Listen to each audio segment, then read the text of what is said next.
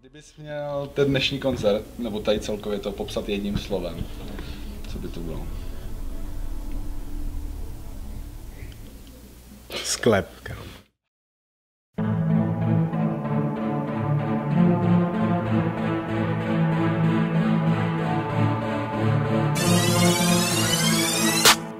Asi jo, ty vole asi jo.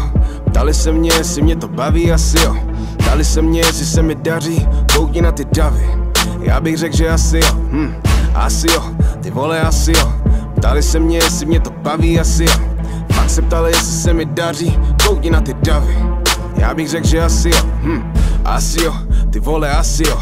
Na ruce G-Shock, bílý Casio, v té ruce Red Bull, na sobě svůj merch, za sebou svůj tým, před sebou svůj terč, a trefili jsme do černý, jsme vod jak živa komerční. A ty, co dřív říkali, že nejsou, jsou teď svým merčem dotěrný. Jak to vypadá, je všechno na ruby. Zpěvák byl real a rap si sral do huby. A teď zpěvák rapuje víc real než rapper, takže rapper může rapem lida krmit holuby.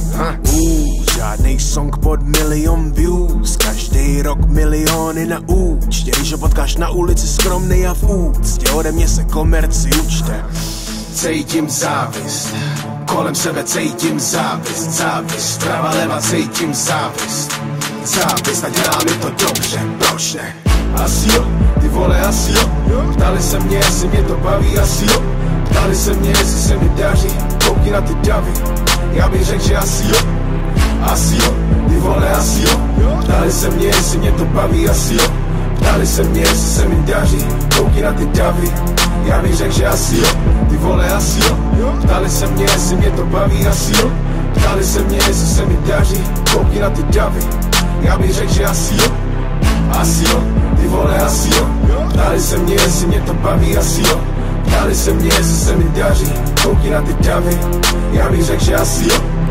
Jak už jsem říkal, je to všechno na ruby. Nasadili vám parohy, všichni si chtěli zarobit. Všichni ty rádoby parody, rapeři jsou pro mě malí jak králíček Azury. Už to fakt nejsou závody, zatímco spali, já tu budoval tu best show. Teď vyprodávám haly díky best show. Už ani nepočítám hlavy, jsou to davy. Přišli s tvý show a říkali, že jí máš směšnou, takže asi jo, ty vole asi jo. Ptali se mě, jestli mě to baví, asi jo. Ptali se mě, jestli se mi daří, koukni na ty davy.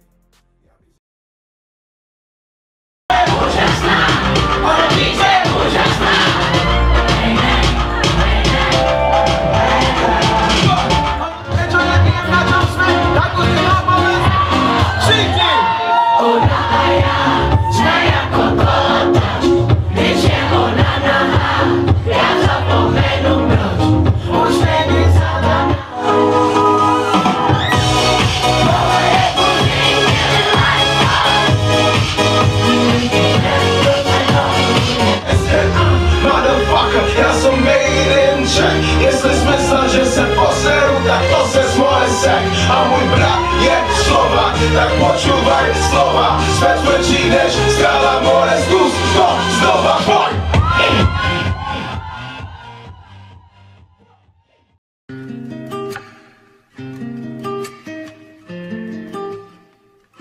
Hele, myslím si, že super na to, jak je ten klub vlastně relativně malý, tak se sem šlo strašně moc lidí, opět v pohodě, atmosféra super, i když vlastně máš jako dvě různý místa. Bavilo mě to a lidi v klubu jsou příjemný, atmosféra fakt pecká, není se na co stěžovat, bavilo mě to.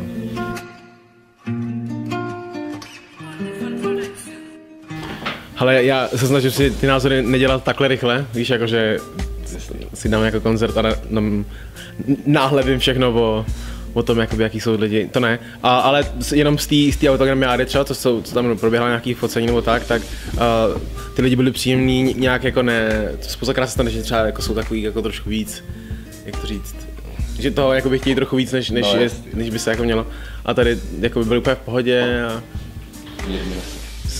slušný holky to jsou.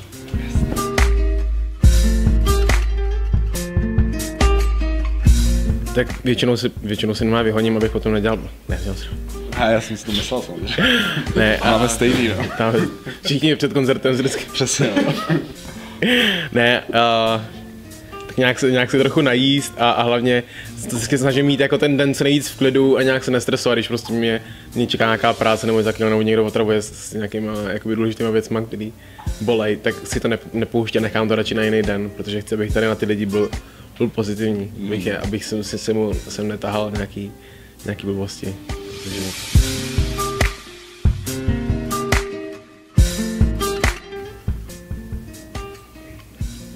Sklep.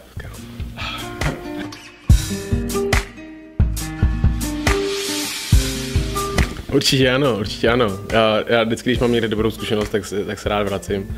Mě to baví, vždycky, hlavně po druhý už máš člověk vybudovaný nějaký vztah s těma lidma a hlavně už víme, co tady můžeme zlepšit, tak aby to příště mohlo být jako lepší a ty lidi to měli lepší zážitek, což pro nás vlastně, mě třeba, když jakoby nějaký aspekt třeba z tými show třeba není úplně jako třeba 100%, tak vždycky mě to baví, protože vím, že příště to můžu udělat zase o to lepší. A to je tady případ, takže na to se těším. OK, tak jo, tak díky za rozhovor.